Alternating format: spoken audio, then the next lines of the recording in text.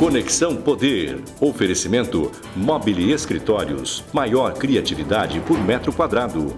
Residencial Vale das Palmeiras. Seu apartamento rápido, fácil e incrível. Tubarão Esportes. A força do esporte. Realce Persianas para os ambientes mais charmosos. E Titânia Telecom. Soluções para conectar negócios e pessoas. Muito bem, a Conexão de hoje recebe o presidente da Associação Mato Grossense dos Magistrados, o juiz José de Arimateia. Entre os assuntos, foro privilegiado, delações premiadas e as polêmicas envolvendo o Judiciário Estadual e o Federal. Participa dessa entrevista o advogado Eduardo Malm. Vamos começar falando sobre foro privilegiado. Há uma discussão no Senado, no Supremo Tribunal Federal, sobre o foro privilegiado. Lógico que no Congresso é mais amplo e muito mais difícil de se falar sobre isso, porque atinge diretamente o Congresso. E no STF já é praticamente unanimidade o fato que é preciso reduzir o foro. A AMAN apoia essa iniciativa? Cumprimentamos o telespectador do Conexão Poder, Dr. Malm, né? Advogado brilhante e polêmico aqui da comunidade jurídica Mato Grossense. O senhor pode se preparar que hoje ele veio afiado. E esse tema, ele é um tema polêmico, não é? E ele é uma bandeira histórica da Associação dos Magistrados Brasileiros. A Associação dos Magistrados Brasileiros, a AMB, da qual eu sou vice-presidente de defesa de prerrogativas, sempre foi contrária ao foro privilegiado da forma como ele está desenhado na Constituição Federal. A AMB sempre foi contrária a essa amplitude que foi dada pela Constituição, pela legislação esparsa, pelas constituições estaduais, até pelas leis orgânicas municipais. Teve algumas leis orgânicas de município que colocaram, por exemplo, o vereador como tendo foro privilegiado nos tribunais de justiça. Infelizmente, o Supremo foi declarando a inconstitucionalidade dessas legislações municipais, né, ao longo dos anos, e acabou. Não tentaram mais. Mas a AMB sempre foi contrária à abrangência desse foro privilegiado na forma como ele está colocado, né? Eu particularmente também sou contra, não é? Há divergência dentro da própria magistratura a respeito disso aí. Existem colegas que entendem que isso aí vai colocar o magistrado, né, o juiz numa posição de extrema fragilidade e tal, mas eu não concordo com esse ponto de vista assim, muito reducionista. Eu acho que o foro privilegiado ele não é republicano. Todos estão no mesmo nível. A cidadania ela é igual para todos, não é? Você pode dizer, não, mas quem tem um cargo está mais sujeito a lides temerárias, a denúncias maldosas, levianas, que pode, digamos assim, interferir na atividade profissional, na atividade pública daquele cidadão que tem um mandato eletivo ou um agente público qualquer. Isso aí faz parte do jogo. Quando você se candidata a presidente da República, quando você se candidata a deputado estadual, deputado federal, se não existir foro privilegiado, você já vai saber que você vai estar submetido a esse tipo de, digamos assim, de bombardeio da sociedade, das organizações não governamentais, dos órgãos públicos fiscalizadores, de uma forma geral. Então você já vai estar sabendo que o jogo é dessa forma, entendeu? Por que não então acabar com esse foro privilegiado? Essa alegação é muito fraca, né, em relação a está mais sujeito a denúncias, porque há uma investigação para se chegar a uma sentença, né, doutor? Sim. É muito fraca essa quem exerce o cargo público está sujeito a isso aí, ser investigado. E se tiver culpa, ao final vai ser reconhecida essa culpa. Se não tiver, ele vai ser absolvido como qualquer cidadão. Tem muita gente se escondendo aí atrás do foro privilegiado. Sim, com certeza, né? Os números não mentem, né? A mídia gosta de publicar. O juiz Sérgio Moro condenou 167, né? O Supremo 0, não é? Entendeu? Quer dizer, contra números não existem argumentos, não é? Contra dados concretos, fatos concretos, números, não existe argumento. Onde que está a impunidade, então? Na justiça de primeiro grau ou nos tribunais superiores? Não é? Onde que o processo não funciona? Onde que os poderosos da República procuram guarida para evitar a punição pelos seus malfeitos? É no juiz de primeiro grau ou nos tribunais superiores? Eu queria agora fazer a dosagem do entendimento da AMAN e da Associação dos Magistrados Brasileiros. No geral, dizer eu sou contra o foro privilegiado, isso é uma coisa. Muito bem. Agora, vamos dosar. Por exemplo, acaba o foro privilegiado, por exemplo, de um desembargador. Desembargador corregedor. Acaba o foro privilegiado dele. Ele tem uma briga doméstica em casa. Muito bem. Isso vai redundar numa medida protetiva qualquer, num afastamento, etc. e tal, todas as cautelares que uma Maria da Penha pode garantir. Eu lhe pergunto, não fica constrangedor para um magistrado de primeira instância decretar uma cautelar de natureza penal contra o próprio corregedor do tribunal? Eu não saberia dizer se fica constrangedor, porque nós nunca vivenciamos isso aí. Não é? Nós estamos sofrendo por uma coisa pela qual nós nunca passamos, não é? Por uma situação pela qual nós nunca passamos. O Edson Fachin acabou de ser nomeado, foi nomeado pelo quem estava no poder, o Partido dos Trabalhadores, pela presidente Dilma. Ele foi nomeado para o Supremo. E será que não fica constrangedor ele decidir contra o presidente que o nomeou, ou contra a ideologia antiga, que o levou a ser membro do Supremo Tribunal Federal? Não é constrangedor? Não é? Mas para superar esse constrangimento, existem as prerrogativas do magistrado: vitaliciedade, inamovibilidade e irredutibilidade de vencimentos. Essas prerrogativas do magistrado, elas não são para proteger nenhum mal feito, não. É para dar independência ao juiz, para que o juiz não se sinta constrangido, nem mesmo numa situação como essa que o senhor falou. E assim também procuradores, etc. e tal. É porque quando a gente fala de foro privilegiado, que é privilegiado mesmo, não deveria ser foro de prerrogativa, mas é privilegiado, eu acho que a gente precisa fazer, justamente por causa dessas questões, um degradê nessas cores. A coisa não é preto e branco, também tem um meio cinza. Eu vou lhe perguntar uma outra coisa. Na minha visão, veja se o senhor concorda, na minha visão, o foro de prerrogativa, quer dizer, o foro em tribunais, em colegiados, criminalmente, para mim é uma grande desvantagem. Eu prefiro muito mais atuar, defender alguém em primeira instância e ter outras 3 instâncias para recorrer, do que defender unicamente uma única instância, que é o STF, ou numa instância que tem apenas um grau recursal, que é o STJ. Então, eu queria, afinal de contas, saber, é privilegiado ou, no final das contas, retira, do seu ponto de vista, o duplo grau de jurisdição?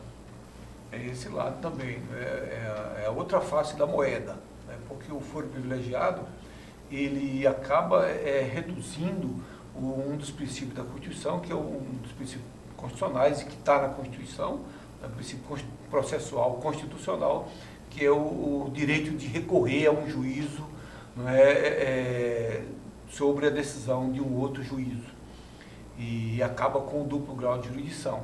Um processo, por exemplo, um magistrado acusado de um crime, se for processado no Tribunal de Justiça, ele vai ter direito a recorrer para o Superior Tribunal de Justiça, o STJ. Mas as matérias de fato, questões de fato, ele vai discutir num juízo único, somente no Tribunal de Justiça. Enquanto que, se ele começar sendo processado lá no juízo de primeiro grau, ele vai discutir as questões de fatos, vai produzir a prova, vai se insurgir contra a prova produzida contra ele, com todas as ferramentas que o processo e o princípio contraditório e da ampla defesa lhe permite, não é? E depois ele pode ver essa mesma prova referente ao fato revisada por um colegiado. 2 vezes se discute o fato em si. Se for só no Tribunal de Justiça, o fato já não pode ser discutido. Vai se discutir somente questões de direito. Quer dizer, eu tenho essa mesma visão. Se eu fosse processado criminalmente, eu preferiria começar lá no juiz de primeiro grau, discutindo desde o nascedor a prova eventualmente produzida contra mim, que está servindo de base para aquela acusação. Agora, doutor, só para encerrar, eu vou furtar o doutor Arimateia aqui de você. Veja só, o que no meu dia a dia vejo do TJ, STJ e STF? Eles têm uma burocracia e um sistema excelente que o juiz de primeira instância não tem. Então, a tramitação de um habeas corpus, de um mandado de segurança, de um agravo com pedido de liminar, etc. e tal, quando o tribunal quer, ele é extremamente eficiente, sobretudo depois do processo judicial eletrônico. Mas também no Tribunal de Justiça tem coisas curiosas. Por exemplo, a delação premiada do Dóia. Ora, o senhor serviu a 7ª vara. Fazia delação premiada, homologava ou não homologava, coisa rápida. Doutora Selma homologa ou não homologa em 2 semanas, no máximo, por mais complexo que seja o processo. Mas a imprensa está noticiando que tem uma delação do ex-presidente do Detran, dentro do Tribunal de Justiça, que tem 2 anos. Aí eu lhe pergunto, afinal de contas, o que é que falta para um tribunal? Falta a burocracia necessária para processar e julgar? Ou falta a boa vontade de determinados julgadores? As duas coisas. Nós próprios, agentes públicos e do judiciário não é diferente, nós nos queixamos muito a respeito da nossa própria burocracia. Nós somos envolvidos pelo excesso de burocracia. Antigamente era o excesso de carimbo, hoje não tem nem carimbo, a coisa está virtual. Mas mesmo assim a burocracia impede que as coisas caminhem. Não é? E somado a essa burocracia, tem também a dificuldade de determinados agentes públicos de dar vazão, de atender aquela demanda que chega para ele num tempo razoável, né? De atender aquele princípio constitucional da duração razoável do processo. Infelizmente, nós temos essa dificuldade também. Aqui no Mato Grosso, isso aí é bem menos do que em outros estados, eu sou testemunha disso. Nós somos, entre os tribunais de médio porte, nós somos o tribunal mais rápido do Brasil, a justiça mais rápida do Brasil, né? O STJ acabou de testemunhar isso aí com números, né? E como eu disse, contra números não existe argumento. Mas nós temos sim algumas dificuldades, né?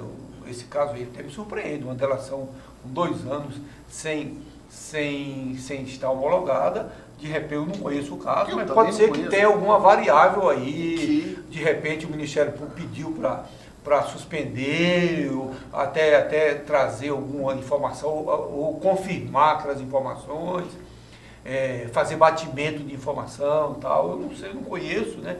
Mas eu acho estranho, 2 anos é tempo demais, né? Uma das informações que está travando essa delação seria a falta de provas.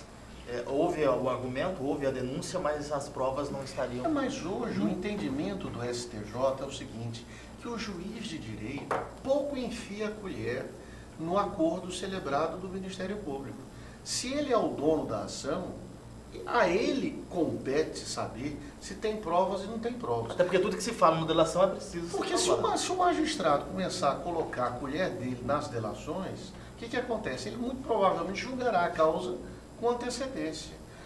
Falando nisso, qual é a sua opinião a respeito da questão, uma eventual interferência do judiciário cotejando as delações? Homologo, não homologo? É apenas uma formalidade, no seu entender, como no STF? Ou realmente existem questões de mérito para ser homologado, impeditivas de homologação? Nós caímos naquela situação que o senhor acabou de falar, né? Se o magistrado, né, que vai ser o competente para julgar o processo que já está em andamento ou vai ser iniciado, se ele interfere muito no procedimento da delação, na forma, no método do que está sendo feito do acordo, ele pode incorrer num risco de ter a imparcialidade colocada em dúvida no curso do processo. Eu acho que não é uma boa solução outorgar ao juiz assim, o poder de interferir em excesso na delação. Obviamente que do jeito que está também não dá para continuar, né? Porque o Ministério Público tem algumas situações, está negociando até pena, né? Até benefícios que o juiz que vai, ao julgar o processo, vai conceder ou não. como se a delação vinculasse a sentença. Não é? Eu acho que isso aí realmente precisa ser melhor, digamos assim, disciplinado pela lei. Não é? A lei da delação, que é a lei das organizações criminosas, eu acho que ela é muito, digamos assim, muito resumida no trato do Instituto. Não é?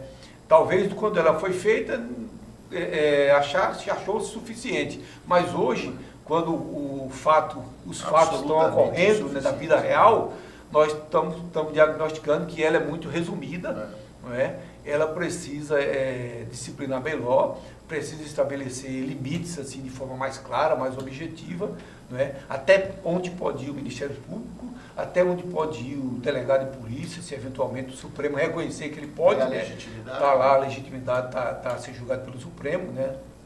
Se pode ou não a autoridade policial fazer acordo com a Antecipa a sua opinião. Sua opinião.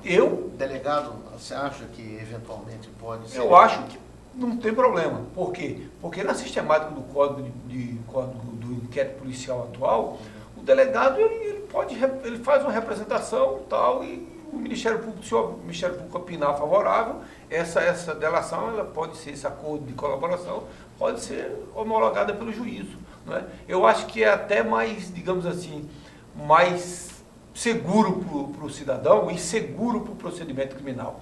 Porque se o delegado faz o acordo, não é? Submete ao Ministério Público, o Ministério Público vai examinar até com uma certa imparcialidade, porque ele está fora. Não é? Sim, é diferente do Ministério Público estar dentro do olho do furacão. Não é?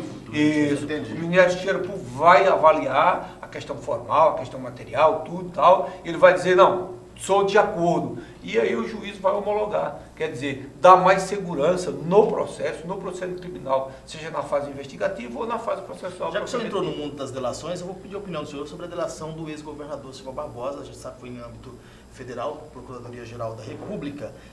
Mas o fato do ex-governador receber uma pena de até 20 anos e não precisar voltar para a cadeia, podendo cumprir isso em casa, não foi benefício demais para quem confessou ter roubado 70 bilhões. Mas há informações de que foi R$1 bilhão, segundo a auditoria do próprio governo do Estado. Você não acha que foi uma negociação muito boa para o ex-governador? Olha só, se pudesse, eu faria essa pergunta para o senhor Rodrigo Janot, no que diz respeito aos dois irmãos, o Wesley, né, Batista,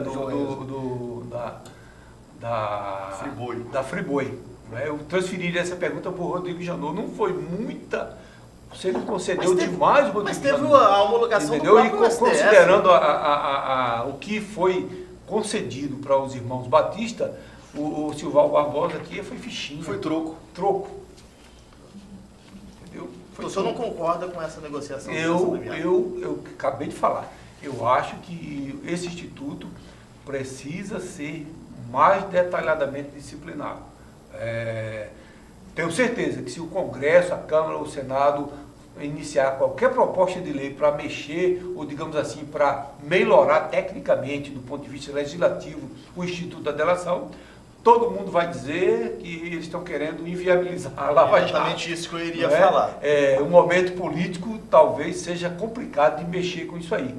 Mas vai chegar uma hora que o Legislativo, a Congresso Nacional vai ser obrado sim a verdade é que precisa renovar o Congresso. Melhorar essa legislação referente à colaboração. Eu quero ser sempre, eu aproveito, doutor Arimateia, para dirimir até as minhas próprias dúvidas. Veja bem, doutor Arimateia, vamos voltar para a questão técnica. Aquilo que o senhor falou sobre jungir o juiz de direito a uma eventual decisão interpartes, né, que é o denunciado, o investigado e o Ministério Público, me toca também. Agora eu quero fazer um paralelo e ver como é que o senhor sai desse imbróglio. Vamos imaginar o seguinte: nós sabemos bem que o Ministério Público é autor da ação penal. Ele é o dono da ação penal, entre aspas. Então ele faz a propositura de uma ação penal lá no final da ação. O Ministério Público diz: realmente eu vi na persecução aqui que não há elementos de prova, peço absolvição. Eu pergunto, o magistrado pode condenar mesmo assim? Nós sabemos que pode. Ou seja, o magistrado, eu acho que até isso é ilegal, é inconstitucional, mas ainda pode, ainda tem no nosso sistema, o magistrado está absolutamente desvencilhado da opinião ministerial ao final.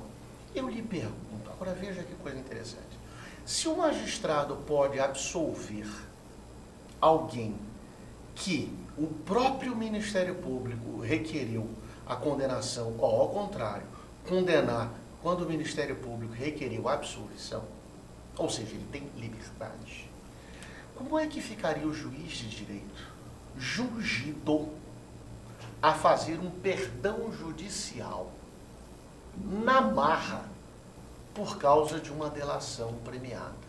O Ministério Público oferece ao senhor Silval ou qualquer outra pessoa uma delação, assina o contrato de colaboração e o Ministério Público me comprometo a requerer e nós vamos obter aqui um perdão judicial. O juiz homologa o contrato. O juiz falou, não vou me meter, eu vou homologar o contrato. Não é retirar da magistratura o poder, o livre convencimento do magistrado para vincular o livre convencimento do magistrado a um acordo que nem ele participou. Essa foi a tese, né, que foi vencida, nesse caso da delação da Friboi. Foi tese vencida no Supremo e eu concordo com essa tese vencida. Por isso que eu digo, a delação, a colaboração premiada, ela precisa ser melhor desenhada. Foi feito um desenho nessa lei 12.843, né, Lei da Organização Criminosa. 12.850.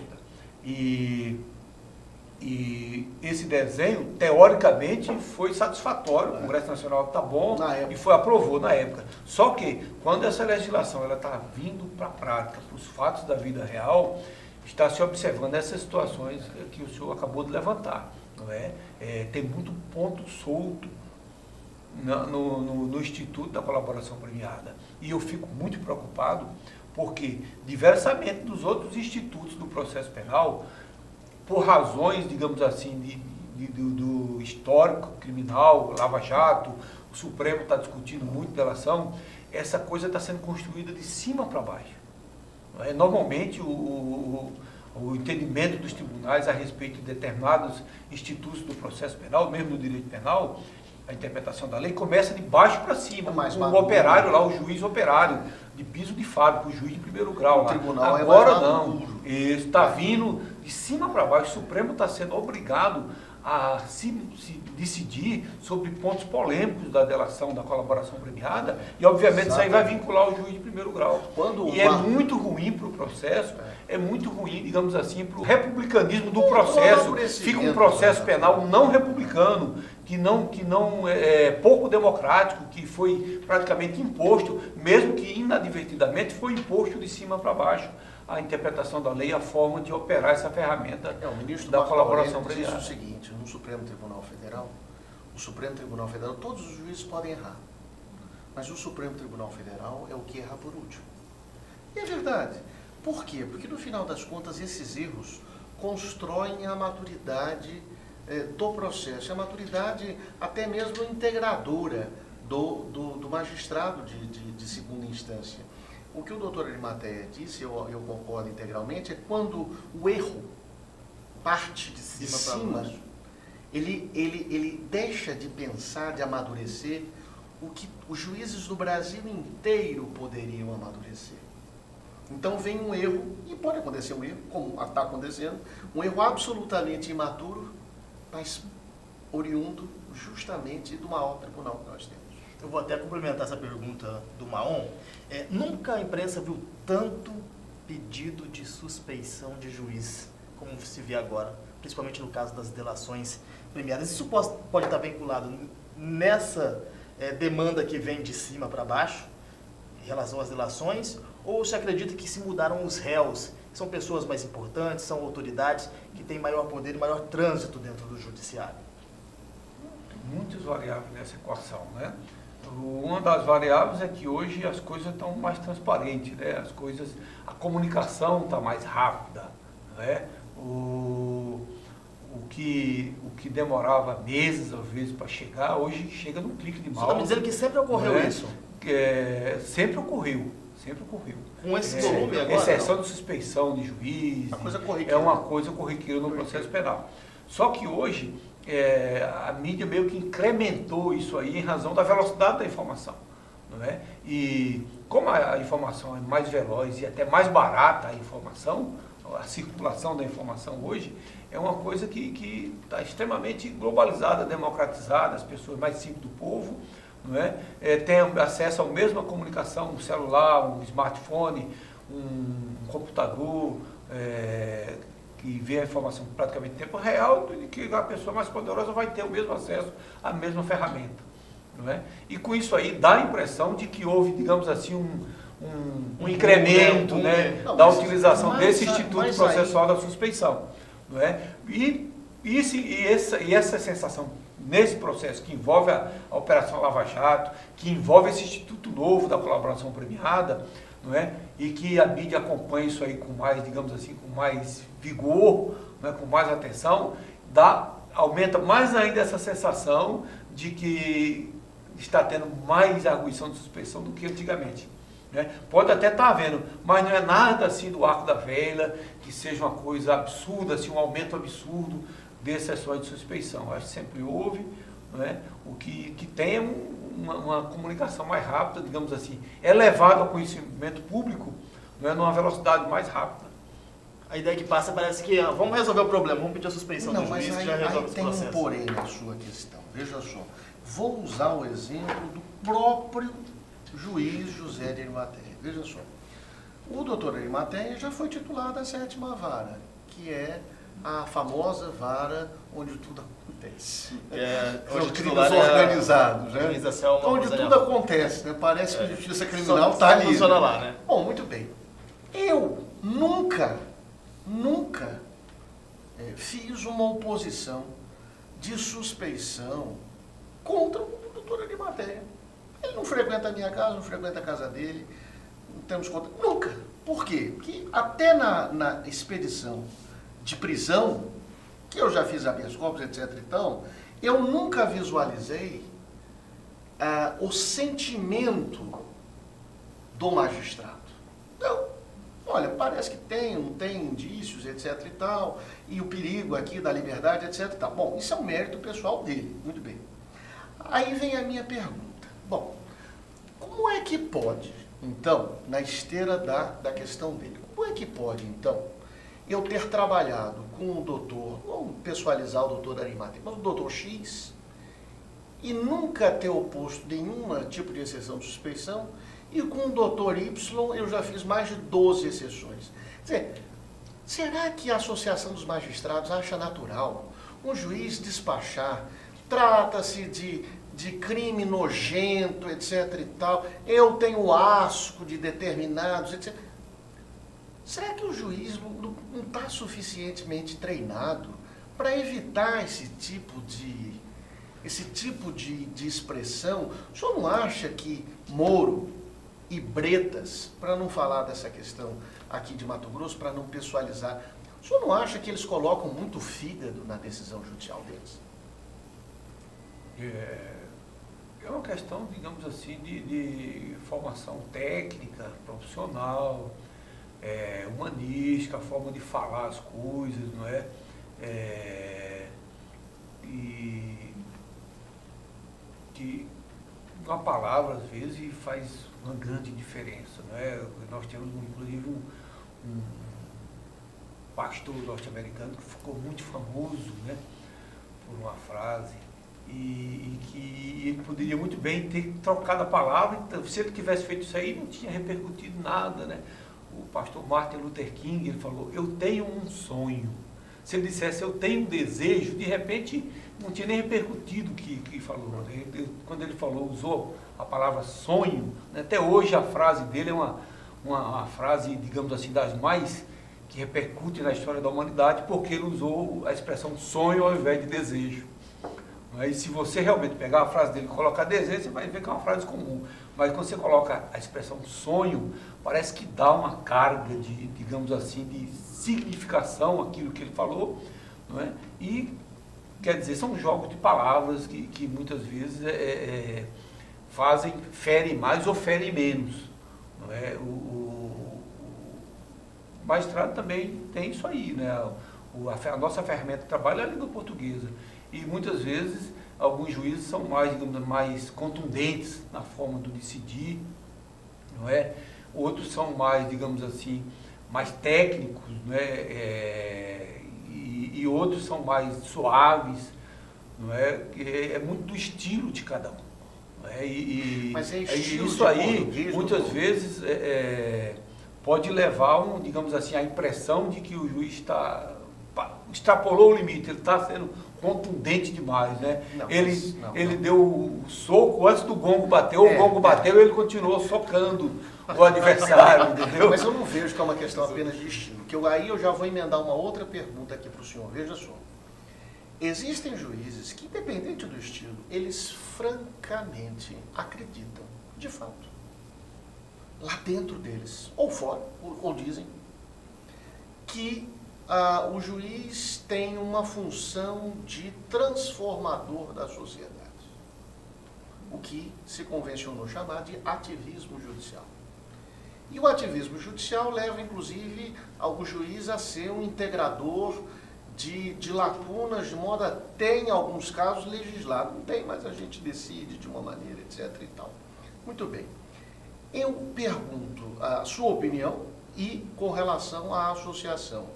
Afinal, o juiz é apenas um agente público a mais? Ou, na sua opinião, o juiz é um agente de transformação social? Coincidentemente, segunda-feira eu estou indo para Brasília participar de um seminário no Superior Tribunal de Justiça sobre o ativismo judicial. Os desafios atuais e sobre a ótica do ativismo judicial, os prós e os contras, o que tem de bom e o que tem de ruim nessa figura do ativismo judicial. Como qualquer outra coisa, tem vantagens e tem desvantagens, né? E tem ônus e tem bônus para o juiz que se considera um juiz proativo, não é? Que considera um juiz que pratica o ativismo judicial. É uma coisa que precisa ser exercitada com muito cuidado. Eu vejo com bastante reserva essa questão do ativismo judicial, né? Eu sou magistrado, não sou tão moderno, mas também não sou tão antigo, né? Em fevereiro eu vou fazer 24 anos de magistratura, quer dizer, um intermediário, intermediário, né? Exatamente. E eu vejo com bastante cautela essa questão do ativismo judicial. E isso aí acontece no Brasil, isso aí está, digamos assim, está crescendo de forma fora do normal, em razão, digamos, da má qualidade técnica da nossa legislação.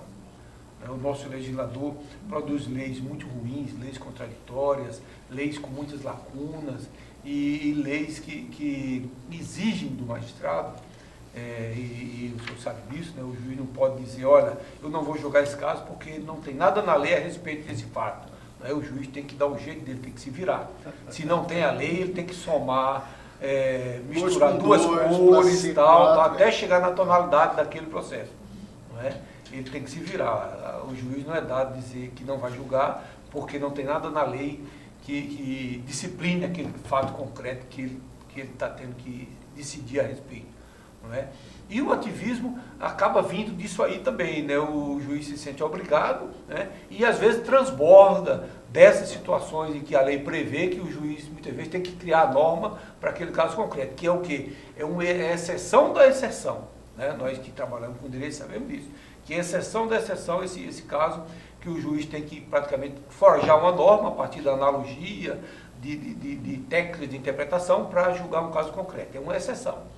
Em regra, quase tudo tem uma lei, né, que disciplina aquela situação da vida real. E, em razão disso aí, houve um transbordo, né, esse transbordo, a meu ver, é excessivo e precisa ser melhor refletido, não é, talvez a magistratura nacional. Não é? E como vice-presidente de defesa e prerrogativa, nós temos de enfrentar a situação. Agora mesmo, nós estamos enfrentando um processo administrativo disciplinar, que três colegas no Rio de Janeiro, que nós conseguimos arquivar esse processo administrativo disciplinar lá no Rio, né, foi julgado improcedente, mas houve um recurso e ele foi reaberto no Conselho Nacional de Justiça. 3 colegas que naquela época do impeachment da Dilma subiram no carro de som e foram lá dizer que é golpe, é golpe, é golpe, né? Isso é o suprassumo do ativismo judicial, não é? Então, infelizmente, tem essas situações. O juiz é um cidadão, não é? É um cidadão, é uma pessoa normal, é uma pessoa normal, mas aí Tem coisas que tem como evitar, É né? isso que eu estou te falando, né? Nossa, Às vezes há um transbordo, há uma situação, não é, em que o magistrado, talvez em razão de sua formação humanística, ideológica, claro, não é? Ele, às vezes, ele tende a avançar mais nessa área do ativismo do que um outro magistrado que, digamos assim, tem uma formação humanística diferente. Doutora Arimateia, vamos mudar um pouquinho de assunto. A gente já falou de delação, já falou um pouco de foro privilegiado e agora não deixa de ser também a questão do foro. Nós tivemos um caso recente aqui em Mato Grosso, assim como ocorreu no Rio de Janeiro, da soltura de um deputado federal, o deputado estadual, o primeiro a ser preso aí na história de Mato Grosso no exercício do mandato. A Assembleia Legislativa votou esse mandato de soltura e soltou o deputado sem que passasse pelo crivo do judiciário. Encaminhou os deputados lá juntamente com o advogado do deputado e fizeram a soltura. Caso parecido com o do Rio de Janeiro, que todos conhecem. Na avaliação do senhor, foi uma atitude correta da Assembleia Legislativa? Eles agiram dentro da lei, como alegam? só pergunta fácil, não é? Esse caso, Mas é uma esse pergunta caso que todo mundo quer, é senhor. objeto de uma ADI, não é, que foi proposta pela Associação Ação dos direta Magistrados de Brasileiros, né? constitucionalidade. No Rio de Janeiro, Mato Grosso e Rio Grande do Norte. Não é? Este caso específico? A mesma coisa, no Rio Grande do Norte também aconteceu. Nós propusemos um ADI para cada caso desse aí, para declarar inconstitucional o dispositivo da Constituição Estadual que subsidiou as Assembleias Legislativas a tomarem essas decisões. Ah, sim, mas a questão não é essa. A questão é a expedição do alvará. Sim. E aí vem a questão operacional. Né? Foi muito rápido. Eles interpretando a lei, eles acharam que não deveriam homologar a prisão decretada pelo ministro Supremo, acho que foi o ministro Luiz Fux do Supremo, isso né? mesmo, Decretou, foi. então. Eles acharam que não deveriam homologar a prisão, e em não homologar, eles entenderam que a prisão, o efeito da prisão judicial imediatamente deveriam soltar. Não é? E parece que eles utilizaram a resolução da mesa da Câmara Foi. Né? Como ordem de soltura. Na verdade, estenderam a resolução federal, né? E tanto a decisão em si, não é? Como a forma como eles operacionalizaram, é uma coisa que, assim, digamos assim, sui generis, não é uma coisa nova para a gente. Não é? Para nós operadores do direito, uma coisa Pode ser que diferente. foi por isso que não houve uma reação imediata do judiciário de Mato Grosso em relação a essa soltura? Por ser uma coisa nova, por ser um ato novo? Olha só, porque o judiciário de Mato Grosso não foi quem decidiu pela prisão. Não é? O próprio Supremo ficou inerte com relação a isso aí. Eu acho que o ministro Luiz Fux, que foi o juízo da prisão, parece que não sabe o que não fazer. adotou nenhuma medida com relação a isso aí. Não é? Ele vai ter a oportunidade de se manifestar agora nessa ação direta de Se o senhor fosse o constitucionalidade. ministro, fazia o quê? Essa O negócio fala, poxa, Mas mas como o assim? alvará da Assembleia. E pior, Porque foi o problema não comunicado, é né? só da Assembleia, o problema é o seguinte, a Secretaria de Segurança solta. O senhor é o ministro Fux, faz o quê? Fala, bom, e aí? Eu sugeriria à Assembleia, se eventualmente a norma for considerada constitucional, que da próxima vez ela comunique para o juízo da prisão de que a Assembleia revogou a prisão, Tá relevou, em razão da imunidade parlamentar e Conseguiu tal. sair bem, E aí relevou, o juízo que se entenda com a autoridade carcerária, né, para efetuar a soltura.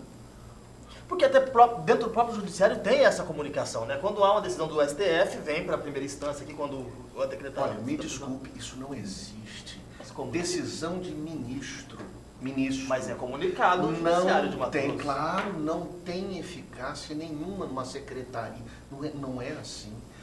Vem para Mato Grosso, tem que ser comunicada para o mesmo magistrado que decretou a prisão. para que ele Espeça espeça o alvará. Eduardo, mas por que é assim? Porque, de repente, pode haver 2 mandados de prisão contra uma determinada pessoa. E o sistema carcerário, ele precisa ter essa informação. E essa informação ela é unificada. Unificada onde? No sistema judiciário. Quer dizer, daqui para frente, então, vamos imaginar, tem 2 prisões contra um deputado, estou dizendo Fabris, mas contra um deputado da vida. Aí, o que acontece? Vem uma resolução, solta. O sujeito vai no sistema carcerário e remove o sujeito. Sim, e a outra? Olha, realmente. Digamos que ele está preso também por dívida alimentar. Pronto, e solta o cara. Solta. E aí? E aí? Esse que é o problema. Porque eles não têm essa informação, não têm acesso a essa informação e nem têm a ferramenta para checar essa informação. Eles não dispõem dessa ferramenta. Quem dispõe é o sistema judiciário e o sistema penitenciário que dispõe disso aí. E 45 mil políticos e agentes públicos têm direito ao foro privilegiado. Se for trabalhar da mesma forma... 55. 55? Então meu número está desatualizado. É Só muita gente, não? são 14 mil. Né? É muita gente. Membro do Ministério Público, Seja mais ou 14 menos também. isso aí, 14 mil. É muita gente. É bastante gente. Vamos lá. Em relação ao Fabris, volta para a cadeia ou não? Olha só, a Associação dos Magistrados Brasileiros acha que sim. Tanto é que nós fizemos um estudo jurídico, né, nossos advogados, e foi formada a comissão, e nós estudamos isso aí, a questão técnica da norma, né, e propusemos a ADI, e a ideia da ADI é essa, declarar a inconstitucionalidade, não é? E liminarmente suspender a decisão das Assembleias Legislativas do Rio, do Mato Grosso e do Rio Grande do Norte. E suspendendo a decisão, obviamente que o mandado de prisão, como ele não foi revogado ainda, ele volta a valer. Mas teve uma Câmara, eu não lembro qual delas, no Sul, que mandou soltar um vereador. Pois é, mas então você começa, esse paralelo começa a ficar fácil. Aí fica fácil, né? O judiciário dá benção pro legislativo. Há uma briga de poderes hoje? Há uma briga constitucional? Acredito que não. Essa briga, digamos assim, o que há é uma nova, digamos assim, uma nova fixação dos limites das atribuições de cada um dos poderes, né? E isso aí é uma dinâmica da Constituição, né?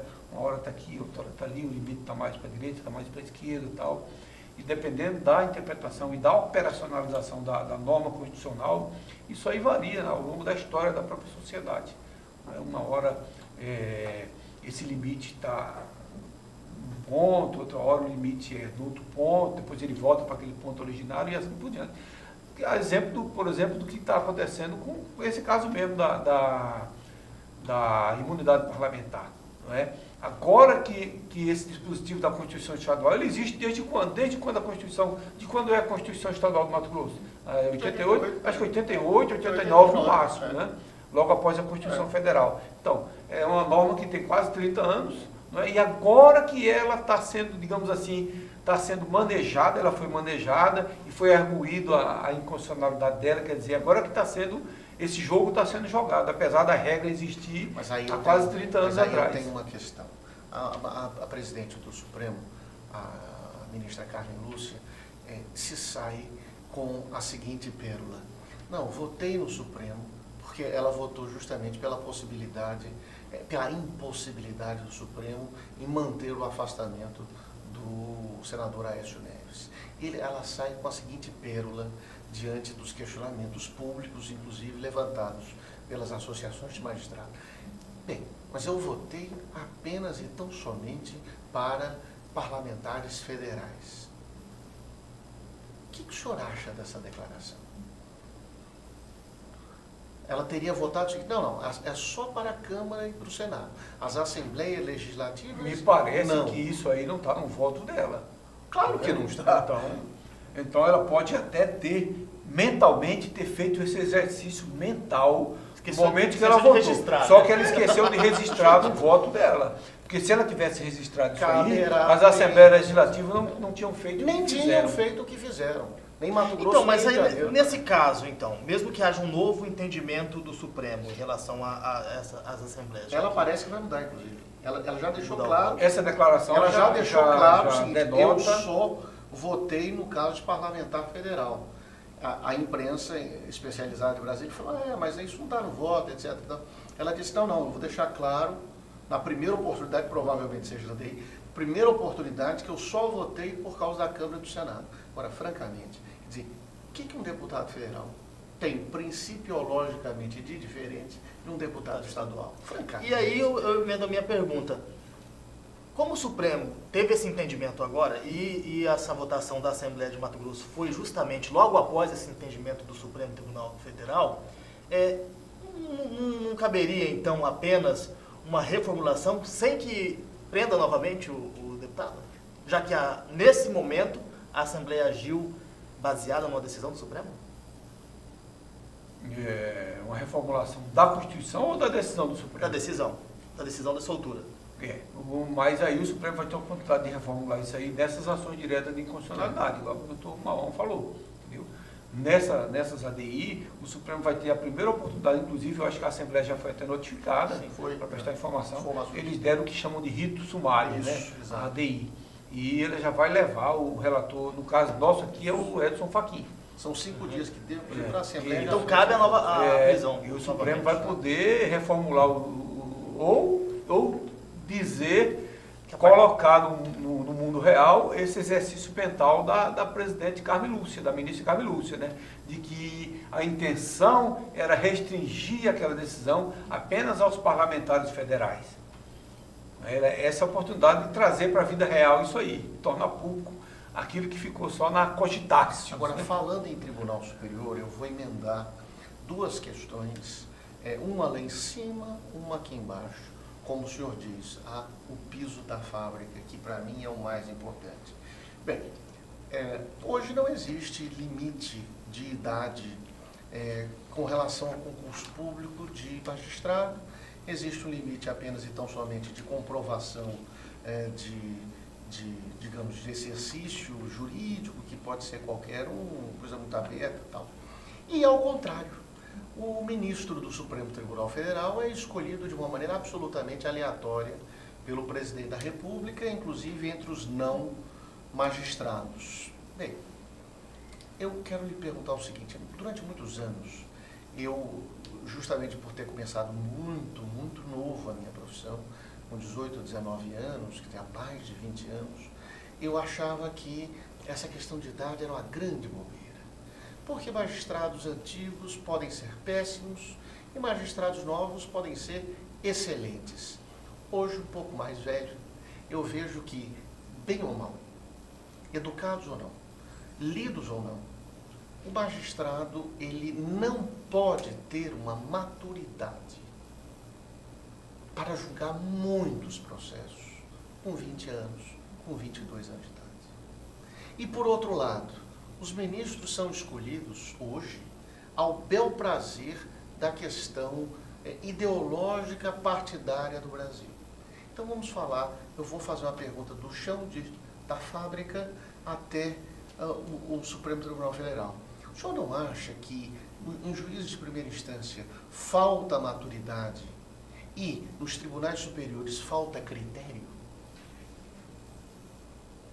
Essa questão de se fixar uma idade mínima para concurso da magistratura do Ministério Público já é objeto de PEC, né, de emenda, projeto de emenda constitucional, de tramitação há algum tempo já.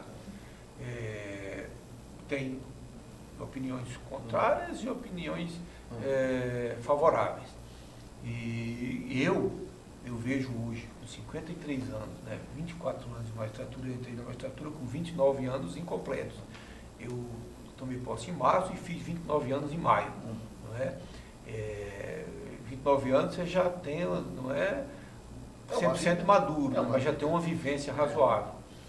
E eu vejo que é necessário sim fixar uma idade mínima na carreira da magistratura e do Ministério Público, pelo menos nessas 2 carreiras. Não é? Assim como, por exemplo, no Senado, para ser senador tem que ter no mínimo 35 anos. Não é? Por quê? Porque a exigência da sociedade é cada vez maior, não é? Pela qualidade do serviço, pela segurança jurídica, e a pressão é maior.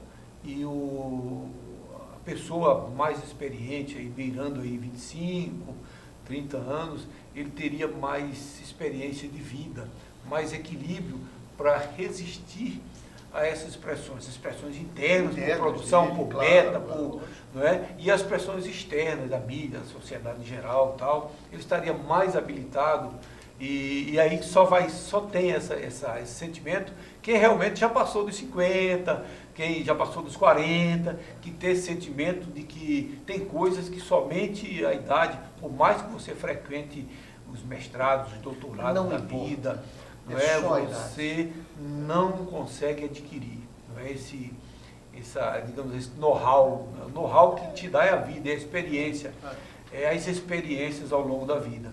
E em razão do nível de responsabilidade, o nível de cobrança da sociedade, o nível de cobrança interna, e interessante notar que hoje nós temos um problema, e o CNJ tem uma pesquisa a respeito disso aí, uma preocupação muito grande, a quantidade de problemas, de doenças psicossomáticas na magistratura, especialmente depressão, síndrome do pânico, essas doenças que seriam a doença do século XXI. Na magistratura nós temos um percentual muito alto, mais alto do que nas outras profissões de Estado. Por quê?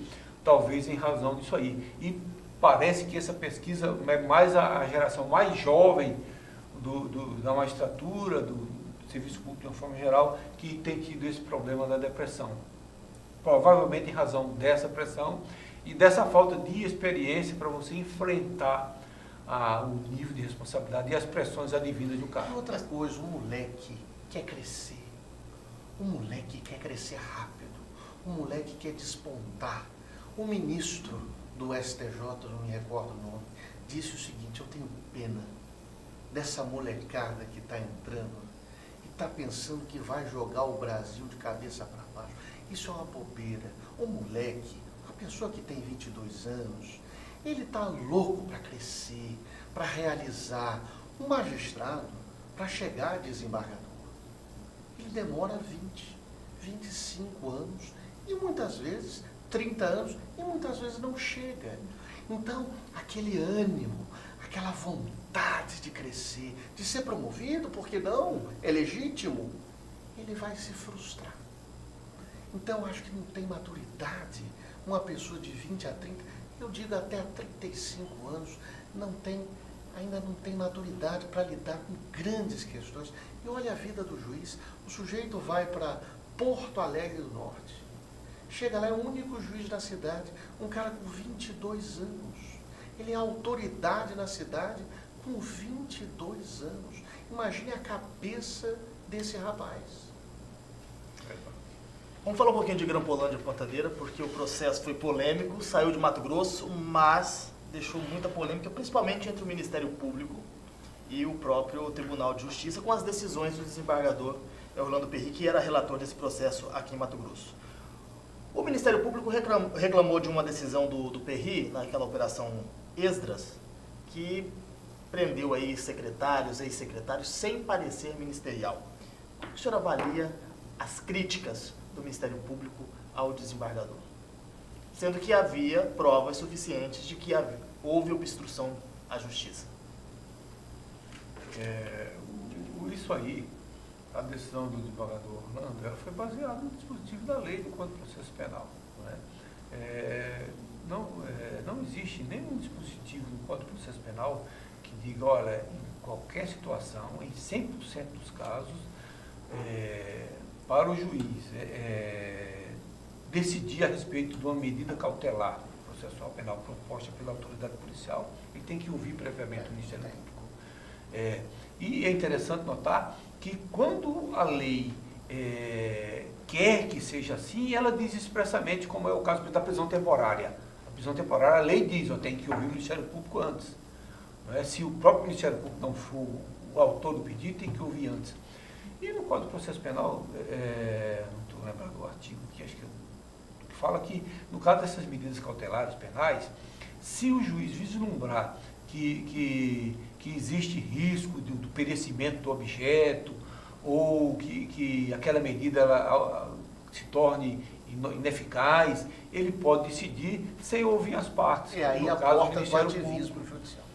Que é preciso ter muito Exatamente, grandes estou falando, é exceção. Esse é o grande problema. Se você se depara, você julgador se depara com uma situação, não é, que de digamos assim, uma representação da autoridade policial que traz declarações de testemunhas ou de outros indiciados que dizem, olha, o Ministério Público ou o promotor de justiça está nos ajudando, ele vai nos ajudar a inviabilizar essa investigação, ele vai nos ajudar a nos livrar dessa acusação.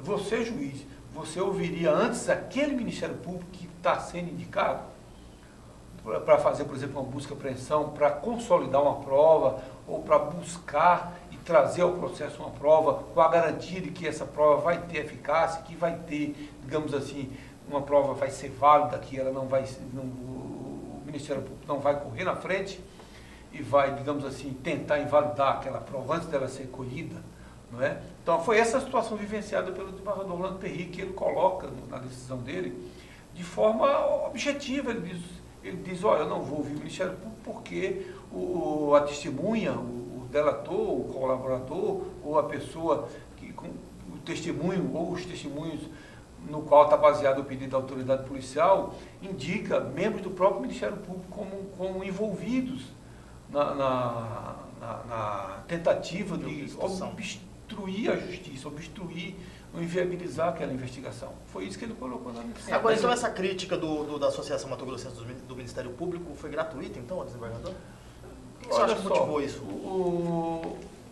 Na verdade, a associação ela cumpriu o papel dela, não é? A associação existe para, digamos assim, para dar, digamos assim, o anteparo à instituição e aos membros da instituição, aos seus associados, não é? E o presidente da associação cumpriu o papel dele, não é? Agora, do ponto de vista técnico, eu acho que ele está equivocado quando ele diz que toda e qualquer medida proposta pela autoridade policial só pode ser decidida pelo juiz de forma positiva ou negativa depois de ouvir o Ministério Público. Não é isso que diz o Código de Processo Penal. Mas aí é o seguinte, doutor, aí nós vamos colocar o presidente da AMAN e vamos colocar ao lado o presidente da AMAN, o doutor Arimateia. Veja só, eu sei que o senhor é partidário do processo penal mais adversarial, menos imperial, menos presidencialista, um processo de partes. Eu sei que a sua opinião, em função de N decisões que eu já vi, é um processo de partes, não um processo com produção de provas de ofício do magistrado. Isso eu já sei em função das decisões que o senhor lançava. Aí eu lhe pergunto, bom, não é uma falta, vamos esquecer a questão da legalidade. De fato, o magistrado não está jungido a aparecer do Ministério Público. Mas, até porque se o Ministério Público se recusasse a dar, o magistrado também não iria julgar. Isso seria um absurdo.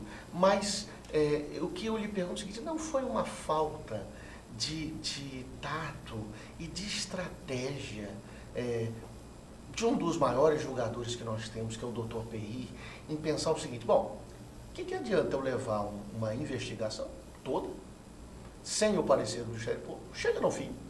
Quem é o dono da ação penal? O Ministério Público.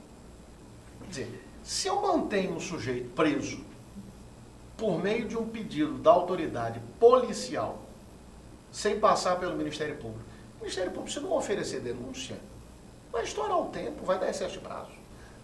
O senhor não acha que faltou um pouco de estratégia com Me relação parece que a única situação em que ele não abriu visto no Ministério Público para manifestação foi prévia, uma só nesse caso. Foi nesse caso. Nos demais casos, todos eles, ele abriu vista. E o Ministério Público se negou a dar solicitou a manifestação do Ministério Público. E em algumas situações, o Ministério Público se negou a dar o parecer. Exatamente. É isso aí. Não, mas eu foi continuo, só um caso. Mas eu continuo com a minha pergunta. Não é? Minha pergunta não é uma falta de estratégia. Não, para aí. Eu vou prender esse sujeito, vai passar 60 dias, vai passar 90, passam 120, passam 150, dá constrangimento ilegal e cadê a ação penal? Quer dizer, brigar com o Ministério Público, que é o dono da ação penal, não é uma falta de tirocínio? Falar assim, não, para aí. Se ele não oferece ação penal, eu não posso mantê-lo preso. De que adianta? Mas aí, pelo menos, o magistrado, que nesse caso específico não era uma ação penal, é um inquérito judicial, não é? E o desembargador Orlando estava trabalhando assim, um misto de autoridade policial, presidindo um inquérito, terrível, né? Essa modalidade. É difícil, e eu acho que isso aí tem que ser melhor desenhado, essa questão do inquérito judicial, a investigação criminal nos tribunais tem que ser melhor desenhada. Eu já vi coisas absurdas, não é? E precisa ser melhor desenhada, mas o desembargador Orlando estava exercendo meio que a posição de autoridade policial, presidindo uma investigação criminal. Vira um delegado qualificado, uma coisa não decidindo como magistrado no processo, né, e como um bicho de autoridade policial. E em razão disso aí, eu acho que talvez ele tenha conduzido a investigação realmente como delegado, não é? Ele não decidiu, digamos, ilegalmente. Não, está escrito no Código de Processo Penal. Só para a gente finalizar, esse processo ele seguiu para o STJ e lá decidiram que os presos poderiam voltar ao convívio da sociedade e soltaram todos. Aqui em Mato Grosso a gente viu uma investigação mais rápida, mais ágil, agora parece que não se fala mais em grampos. O senhor acha que era tudo que os investigados queriam? Colocar isso na instância superior e conseguir tapar o sol, vamos dizer, com a peneira? Porque uma hora ou outra esse assunto volta à tona. Olha só, eu tenho, como parte, um processo superior do Tribunal de Justiça contra a Petros, que é a previdência privada dos petroleiros, da época que eu trabalhei na Petrobras. Essa ação eu comecei em 97. Ela está desde 2007 no Superior Tribunal de Justiça, um recurso especial para ser julgado. 10 anos. E é uma matéria praticamente repetitiva, não tem maiores complexidades. Não é? Então, por aí você vê que o Superior Tribunal de Justiça, infelizmente, não é um exemplo de eficiência, de celeridade, de rapidez no sistema judiciário brasileiro. Por aí você já vê isso aí. E o próprio Ministério Público, que eu achei até de uma forma, de certa forma, honesta, não é? Eles opinaram pela soltura dos acusados porque eles disseram que não iam dar conta, trocando em miúdos, para qualquer cidadão possa entender. Eles não iam dar conta de concluir aquela investigação no prazo previsto na legislação processual penal. E como eles não iam dar conta, quer dizer, eles já estavam confessando que não iam conseguir conduzir aquela investigação até o final, não é? Para propor não uma ação penal no prazo previsto na lei, eles já opinaram, não, vamos soltar, porque nós não vamos conseguir cumprir os prazos da lei mesmo, nesse caso, assim como, obviamente, eles não cumprem em outros casos, os tribunais têm essa dificuldade, e não é à toa que está em discussão intensa o Instituto do Foro Privilegiado, não é? Porque os tribunais, eles não foram desenhados, eles não foram, digamos assim, planejados para produzir esse tipo de produto, não é? Uma instrução criminal desde o início ou investigação criminal. Os tribunais, eles não estão preparados para isso aí. Quem está preparado para isso aí é o juiz de piso lá da fábrica de juiz de primeiro grau. E nunca se viu tanta gente com foro como agora, né, nas instâncias superiores sendo investigadas. Então é um acúmulo bem maior do que se trazia antigamente. E eu vou deixar um brinde da Tubarão Esporte para o senhor. É uma caneca dessa para o senhor tomar um chá, um café, uma vitamina também. Possível, muito boa. Personalizada, né? Personalizada. E eu quero agradecer a presença do senhor aqui no Conexão Poder e dizer que nós estamos sempre à disposição quando o senhor precisar esclarecer fatos da sociedade. Nós é que agradecemos, né, essas oportunidades de debater aqui com uma das melhores cabeças pensantes do direito aqui. Vou cobrar mais caro, depois desse elogio, começar a cobrar mais caro. E como eu disse no início, né, polêmico, né, é um operador do direito polêmico, exatamente por quê? Porque ele não se contenta com a interpretação literal da norma, não é? Está sempre buscando o espírito da lei, não é? E quando o operador do direito digamos assim, ele garimpa, está sempre garimpando o espírito da lei, ele é sempre taxado de polêmico, né? Mas na verdade, quem garimpa o espírito da lei, ele está garimpando, na verdade, o espírito da justiça. Não é? Porque a justiça não está só em você aplicar a lei na forma como ela é. Não é? A justiça é muito mais do que a simples aplicação da lei. Não é? E nós agradecemos esse espaço e nos colocamos sempre à disposição, Conexão Poder. E esperamos que as polêmicas sejam menores, né, na próxima vez. Ok, obrigado, Maon, pela sua participação aqui. E a você de casa, o nosso muito obrigado também. Até o nosso próximo encontro. Conexão Poder. Oferecimento Mobile Escritórios. Maior criatividade por metro quadrado. Residencial Vale das Palmeiras. Seu apartamento rápido, fácil e incrível. Tubarão Esportes. A força do esporte. Realce Persianas para os ambientes mais charmosos. E Titânia Telecom. Soluções para conectar negócios e pessoas.